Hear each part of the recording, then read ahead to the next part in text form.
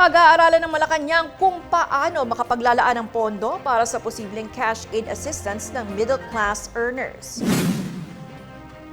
Sa press briefing ng palasyo ngayong Biyernes, sinabi ni Palace Press Office USEC Attorney Claire Castro na dapat mapag-aralang mabuti kung saan kukunin ang supplemental budget para sa nasabing ayuda, lalo na't wala naman ito sa 2026 national budget.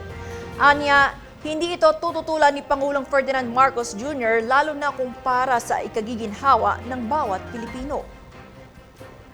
Maganda po yan, pero nangangailangan po rin yan ng supplemental budget. Ngayon po pag-aaralan po yan. Sabi nga po natin, kailangan po ng kaakibat na budget po dyan. So kung meron po tayong batas at meron nakalagay na pong budget po dito, mas maganda po na maipatupad kung meron na po. Positibo naman ang pananaw ni Castro sa Ahon Act. Kasabay na inahain sa kamera ang sinasabing alternatibo para sa Bayanihan 3 Act dahil magbibigay ito ng direktang tulong sa mga manggagawa, middle class at micro, small and medium enterprises o MSMEs na lubhang naaapektuhan ng krisis sa langis.